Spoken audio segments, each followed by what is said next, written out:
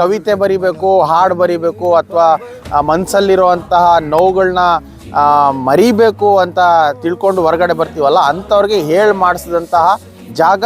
ಇಲ್ಲಿ ಶಿವನ ಒಂದು ಮಂದಿರನೂ ಕೂಡ ಇರೋವಂಥದ್ದು. ಎಂಥ ಅದ್ಭುತವಾದಂಥ ಜಾಗದಲ್ಲಿದೆ ಅಂತಂದರೆ, ಅಲ್ಲಿ ನೀವು ಏನಾದರೂ ಕೂತ್ಕೊಂಡು ಪ್ರಾರ್ಥನೆ ಮಾಡಿದ್ರೆ ಆ ಜಾಗ ಮತ್ತು ಈ ಒಂದು ಸಮುದ್ರದ ಅಲೆಗಳ ಸದ್ದಿನ ಮಧ್ಯೆ ಶಿವ ನಿಮಗೆ ಒಲಿಬೋದು ಅಂತ ಹೇಳ್ಬೋದು. ಇಲ್ಲ, ಒಂದು ಕಡ್ಡಿ ಇಲ್ಲ, ಒಂದು ಪೇಪರ್ ಇಲ್ಲ, ಒಂದು ಯಾವುದೇ ವಾಟರ್ ಬಾಟ್ಲ್ ಇಲ್ಲ, ಅಂಥ ಅದ್ಭುತವಾದಂತಹ ವ್ಯೂಸು. ಇಲ್ಲ, ಮೊದಲು ಇಷ್ಟೆಲ್ಲ ಓಡಾಡಬೇಕು ಅಂತಂದರೆ ಭಾಳ ಕಷ್ಟಪಡ್ತಾ ಇದ್ದೆ. ಬೆಳಿಗ್ಗೆ ಮತ್ತು ಸಂಜೆ ನಾನು 1.5 ಸ್ಪೂನು ಜೀನಿ ಸ್ಲಿಮ್ ಉಪಯೋಗ ಮಾಡ್ತಾ ಇದ್ದೀನಿ. ಸೊ ಹಾಗಾಗಿ ನನಗೆ ಓಡಾಡೋಕ್ಕೆ ಭಾಳಷ್ಟು ಈಸಿ ಆಗ್ತಾಯಿದೆ, ಆಯಾಸ ಆಗ್ತಿಲ್ಲ. ಇಂತಹ ಸಾಕಷ್ಟು ಗುಡ್ಡ ಪ್ರದೇಶ ಇದ್ದರೂ ಕೂಡ ನಾನು ಹತ್ತುತ್ತಾ ಇದ್ದೀನಿ. ಸೊ ನೀವು ಕೂಡ ಎನರ್ಜಿ ಬೂಸ್ಟರ್ ಆಗಬೇಕು, ನಿಮಗೂ ಕೂಡ ಶಕ್ತಿ ಬರಬೇಕು ಅಂತಂದರೆ ಉಪಯೋಗಿಸಿ ಜೀನಿ ಸ್ಲಿಮ್. ಎಸ್ ವೀಕ್ಷಕರೇ, ಬೆಳ್ಳಂಬೆಳಗ್ಗೆ ಗೋವಾ ರಾಜ್ಯವನ್ನು ನಿಮಗೆ ತೋರಿಸುವಂಥ ಪ್ರಯತ್ನ ಮಾಡ್ತಾ ಇದ್ದೀನಿ. ಸೊ ನೋಡಿ, ನಾವಿರುವಂಥ ಜಾಗ ಗೋವಾ ವಾಸ್ಕೋ ಹತ್ರ ಬರ್ತದೆ. ಜಾಪಾನೀಸ್ ಗಾರ್ಡನ್ ಅಂತ ಈ ಒಂದು ಜಾಗಕ್ಕೆ ಕರಿತೀವಿ. ಇದು ಅಂದರೆ ಜಾಪಾನೀಸ್ ಗಾರ್ಡನ್ ಅಂದ ತಕ್ಷಣ ನೀವು ಜಪಾನ್ ಅವ್ರು ಕಟ್ಟಿದ್ದಾರೆ ಅಂತ ಅನ್ಕೋಬೇಡಿ. ಇದು ಜಾಪಾನ್ ಸ್ಟೈಲಲ್ಲಿ ಕಟ್ಟಿರುವಂತಹ ಜಾಪಾನೀಸ್ ಗಾರ್ಡನ್. ಇದು ಗೋವಾದವರೇ ಕಟ್ಟಿರೋದು. ಸೊ ನೋಡ್ಬೋದು, ಇಲ್ಲಿ ವಿಶೇಷ ಏನಪ್ಪ ಅಂತಂದರೆ, ನೋಡಿ ಎಂಥ ಅದ್ಭುತವಾದಂತಹ ವ್ಯೂ ಇಲ್ಲಿ ಕಾಣಿಸ್ತದೆ ಗೋವಾದಲ್ಲಿ. ಇಲ್ಲಿ ಸಾಕಷ್ಟು ಜನ ಇಲ್ಲಿ ಯಾರೂ ಕೂಡ ಬರಲ್ಲ. ಅಂದರೆ ಈಗ ಟೂರಿಸಮ್ಗೆ ಅಂತ ಏನು ಬರ್ತೀವಲ್ಲ, ಅವ್ರು ಯಾರೂ ಕೂಡ ಜಾಪಾನೀಸ್ ಗಾರ್ಡನ್ಗೆ ಭೇಟಿನೇ ಕೊಡಲ್ಲ. ಯಾಕಂದರೆ ಇದು ಯಾವಾಗಲೂ ಪ್ರಶಾಂತವಾಗಿರ್ತದೆ. ಇಲ್ಲೇನು ಅಷ್ಟೊಂದು ಅಂಗಡಿಗಳು ನಿಮ್ಗೇನು ಸಿಗೋದಿಲ್ಲ. ಬಟ್ ಜಾಪಾನೀಸ್ ಗಾರ್ಡನ್ ಅಂತ ನೀವು ಗೂಗಲ್ ಮಾಡಿದ್ರೆ ಖಂಡಿತವಾಗ್ಲೂ ನಿಮಗೆ ಈ ಪ್ಲೇಸ್ಗೆ ಕರ್ಕೊಂಬರುತ್ತೆ ಆ ಗೂಗಲ್ಲು. ಮತ್ತೇನಪ್ಪ ಅಂತಂದರೆ ನೋಡಿ, ಇಲ್ಲಿ ವಿಶಾಲವಾಗಿ ಕಾಣಿಸ್ತಿದೆ ಸಮುದ್ರ. ಈ ಸಮುದ್ರದ ನೀರು ನೀಲಿ ಬಣ್ಣದಲ್ಲಿ ಇರೋವಂಥದ್ದು ನೋಡಿ, ಎಷ್ಟು ಅದ್ಭುತವಾಗಿದೆ. ಎಲ್ಲ ಝೂಮ್ ಮಾಡಿ ನಿಮಗೆ ನಾನು ತೋರಿಸ್ತಾ ಇದ್ದೀನಿ. ಇಲ್ಲಿ ಲೋಕಲ್ ಏನಿದ್ದಾರಲ್ಲ ನೋಡಿ, ಅವರು ವಾಕ್ ಮಾಡ್ತಿದ್ದಾರೆ, ಅಲ್ಲಿ ನಡ್ಕೊತಾ ಇದ್ದಾರೆ. ಆಮೇಲೆ ಈ ಕೆಳಗಡೆ ಹೋಗೋಕ್ಕೆ ಮೆಟ್ಲಿದ್ದಾವೆ. ಇಲ್ಲಿ ನೋಡಿ, ಇಲ್ಲಿ ಮೆಟ್ಲು ಯಾರೋ ಒಬ್ಬರು ಬರ್ತಿದ್ದಾರೆ ನೋಡಿ.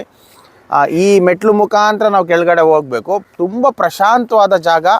ಯಾರಾದರೂ ಕವಿತೆ ಬರಿಬೇಕು, ಹಾಡು ಬರಿಬೇಕು ಅಥವಾ ಮನಸ್ಸಲ್ಲಿರುವಂತಹ ನೋವುಗಳನ್ನ ಮರಿಬೇಕು ಅಂತ ತಿಳ್ಕೊಂಡು ಹೊರಗಡೆ ಬರ್ತೀವಲ್ಲ, ಅಂಥವ್ರಿಗೆ ಹೇಳಿ ಮಾಡಿಸಿದಂತಹ ಜಾಗ ಗೋವಾದಲ್ಲಿರುವಂಥದ್ದು ಜಾಪಾನೀಸ್ ಗಾರ್ಡನ್. ನೀವು ನೋಡ್ತಾ ಇದ್ದೀರಾ ಇಲ್ಲಿ ನೋಡಿ, ಇಲ್ಲಿ ಎಂಥ ಅದ್ಭುತವಾದಂಥ ವ್ಯೂ ಪಾಯಿಂಟ್ ಇದೆ. ಆ ಕಲ್ಲುಗಳ ಮಧ್ಯೆ ನಿಮಗೆ ಕಾಣುತ್ತಿದೆ ಕ್ಲಿಯರಾಗಿ ಪಿಕ್ಚರು. ಅದ್ರ ಜೊತೆಗೆ ಇಲ್ಲ ನಮ್ಮ ಕಲ್ಪವೃಕ್ಷ ತೆಂಗಿನ ಮರನೂ ಕೂಡ ನಾವು ಇಲ್ಲಿ ದರ್ಶನ ಮಾಡ್ಬೋದು.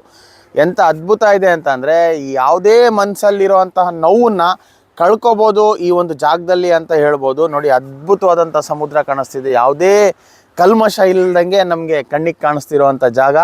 ಎಷ್ಟೇ ಮನಸ್ಸಲ್ಲಿ ನೋವಿದ್ರೆ ನೋವನ್ನ ಆರಾಮಾಗಿ ಈ ಫೀಲ್ನ ಔಟ್ ಮಾಡ್ಕೋಬೋದು ಈ ಜಾಗದಲ್ಲಿ. ಅದು ಜಾಪಾನೀಸ್ ಗಾರ್ಡನ್ ಗೋವಾದಲ್ಲಿದೆ. ಯಾಕೆ ನಾನು ಈ ವಿಡಿಯೋ ನಿಮಗೆ ತೋರಿಸ್ತಾ ಇದ್ದೀನಿ ಅಂತಂದರೆ, ಇಲ್ಲಿ ಸಾಕಷ್ಟು ಪ್ರವಾಸಿಗರು ಬರೋದಿಲ್ಲ ಈ ಜಾಗಕ್ಕೆ. ಅಂತಹ ಜಾಗಗಳನ್ನ ಹುಡುಕೋ ಅಂಥ ಒಂದು ಪ್ರಯತ್ನ ನಾವು ಬೆಳ್ಳಂಬೆಳಗ್ಗೆ ಗೋವಾದಲ್ಲಿ ಮಾಡ್ತಿರೋವಂಥದ್ದು. ಸೊ ಯಾರೆಲ್ಲ ಗೋವಾಗೆ ಭೇಟಿ ಕೊಡ್ತೀರಾ, ವಾಸ್ಕೋಗೆ ಬರ್ತೀರಾ, ಆದರೆ ವಾಸ್ಕೋಯಿಂದ ಜಸ್ಟ್ ಒಂದು 6 ಕಿಲೋಮೀಟ್ರೇನೋ ಇದೆ ಅಷ್ಟೇ ಇದು. ಖಂಡಿತವಾಗ್ಲೂ ಜಾಪಾನೀಸ್ ಗಾರ್ಡನ್ಗೆ ಬನ್ನಿ. ಅದ್ಭುತವಾದಂತಹ ಒಂದು ವಾತಾವರಣ. ಅಂದರೆ ನೀವು ಮತ್ತೆ ತಿಳ್ಕೊಬೇಡಿ, ಇಲ್ಲೇನು ಆಡಂಬರ ಅಬ್ಬರ ಇರೋದಿಲ್ಲ. ಜಸ್ಟ್ ಮನಶಾಂತಿಗೆ ಒಂದು ಒಳ್ಳೆ ಕೂತ್ಕೊಂಡು ಒಳ್ಳೆ ವ್ಯೂಸ್ ಪಾಯಿಂಟ್ನ ನಾವು ನೋಡ್ಬೋದು ಅನ್ನೋರಿಗೆ ಮಾತ್ರ ಈ ಜಾಗ ಇರುತ್ತೆ. ಇದು ಮೇಲಿಂದ ಹೇಗೆ ಕಾಣಿಸ್ತದೆ ನಾನು ನಿಮಗೆ ತೋರಿಸಿದ್ದೀನಿ. ಸೊ ಬನ್ನಿ ಕೆಳಗಡೆ ಹೋಗೋಣ. ಕೆಳಗಡೆ ಎಂಥ ಅದ್ಭುತವಾದಂತಹ ಒಂದು ಸಮುದ್ರ ಅದು.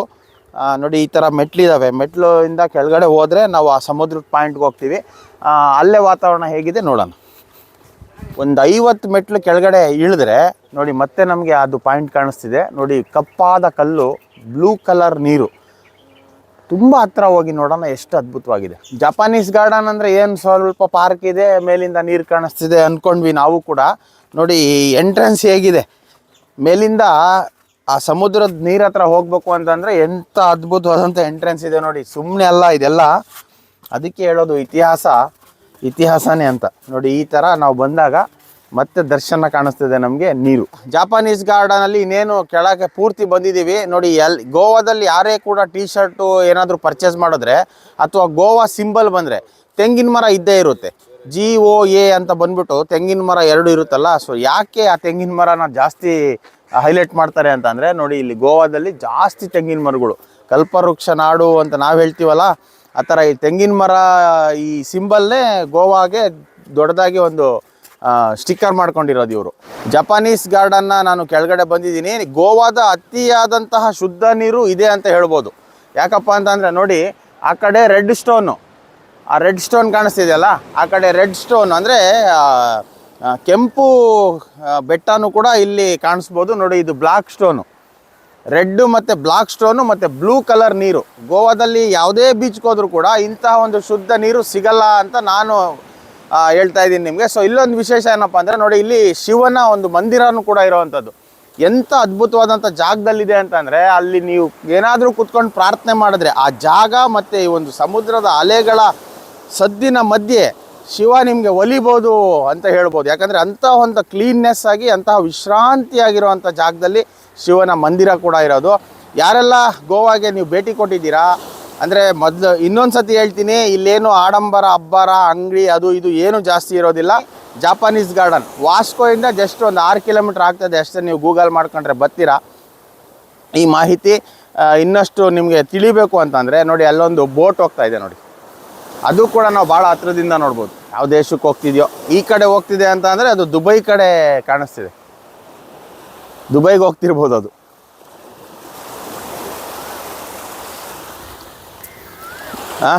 ಮತ್ತು ಐಲ್ಯಾಂಡ್ ಅಂತ ಕರಿತೀವಲ್ಲ ನೋಡಿ, ಅಲ್ಲೊಂದು ದ್ವೀಪ.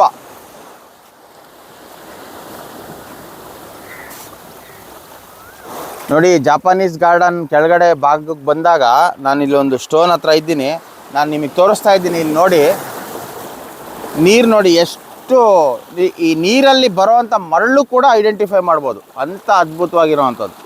ಸ್ವಲ್ಪ ಮುಂದೆ ಹೋದರೆ ಅದು ನೀರು ಬ್ಲೂ ಕಲರ್ ಇದೆ. ಬಹಳ, ಒಂದು ಕಸ ಇಲ್ಲ, ಒಂದು ಕಡ್ಡಿ ಇಲ್ಲ, ಒಂದು ಪೇಪರ್ ಇಲ್ಲ, ಒಂದು ಯಾವುದೇ ವಾಟರ್ ಬಾಟ್ಲ್ ಇಲ್ಲ. ಅಂಥ ಅದ್ಭುತವಾದಂತಹ ವ್ಯೂಸು ಜಾಪಾನೀಸ್ ಗಾರ್ಡನ್. ಆಮೇಲೆ ಇನ್ನೊಂದು ವಿಶೇಷ ಸೂಚನೆ ಏನಪ್ಪ ಅಂತಂದರೆ, ಇಲ್ಲಿ ಯಾವುದೇ ಕಾರಣಕ್ಕೂ ಸ್ವಿಮ್ಮಿಂಗ್ ಮಾಡೋಕ್ಕೆ ಬಿಡೋದಿಲ್ಲ. ಇಲ್ಲಿ ಬರೀ ನೋಡಬೇಕು, ಈ ಒಂದು ಅದ್ಭುತವಾದಂತಹ ವ್ಯೂನ ದರ್ಶನ ಮಾಡಬೇಕು, ಅನುಭವಿಸ್ಬೇಕು, ಅಷ್ಟೇ ಬಿಟ್ಟರೆ ನೀರಲ್ಲಿ ಇಳಿದು ಸ್ವಿಮ್ಮಿಂಗ್ ಮಾಡೋಕ್ಕೆ ಇಲ್ಲಿ ಬಿಡಲ್ಲ. ನೀವು ಸಣ್ಣ ಆಗಬೇಕಲ್ವಾ, ಅದು ಒಂದು ಉತ್ತಮ ಆಹಾರದಿಂದ ಸಣ್ಣ ಆಗಬೇಕಲ್ವಾ. ಪ್ರತಿದಿನ ನಮ್ಮ ಜೀನಿ ಸ್ಲಿಮ್ನ ಯೂಸ್ ಮಾಡಿ ಯಾವುದೇ ಸೈಡ್ ಎಫೆಕ್ಟ್ ಇಲ್ದಂಗೆ ನೀವು ಸಣ್ಣ ಆಗ್ತೀರಾ.